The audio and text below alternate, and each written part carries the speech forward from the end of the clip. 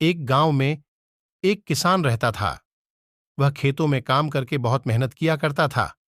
वह अपनी पत्नी के साथ एक झोपड़ी में रहता था। उसकी पत्नी हमेशा उससे परेशान ही रहा करती थी। घर को संभालने की बजाय वह हमेशा अपने पति को कोसते रहती थी। उसका कहना था कि वह अपने घर को अच्छे से चलाने के लिए रुपये नहीं कमाता।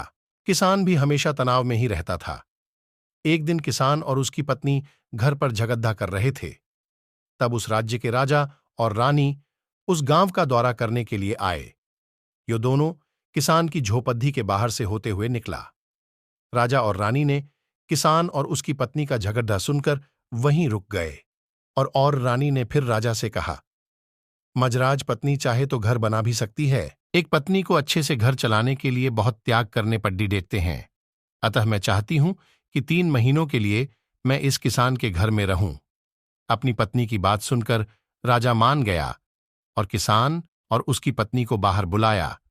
किसान से राजा ने कहा, हमने तुम्हारी सारी बातें और झगड़ा सुन लिया है। महारानी ने फैसला किया है कि आज से वे 3 महीनों के लिए तुम्हारे घर में रहेंगी। हमें भी हमारे राज्य की खुशहाली चाहिए। तब तक तुम्हारी पत्नी महल में रह सकती है। सब राजी हो गए। रानी ने 3 महीनों में घर की सफाई, घर में नई चीजें लाकर रखीं, किसान को बचत करना सिखाया। उतने समय में ही किसान की काया कल्प हो गई और उसने अपनी बचत से कुछ बैल और गायें भी ले लीं।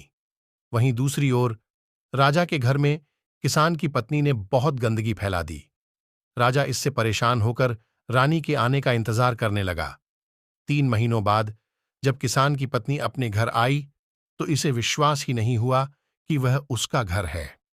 तब महारानी ने उसे समझाया कि घर छोटा हो या बड़ा, उसको संवारना एक पत्नी का उत्तरदायित्व होता है।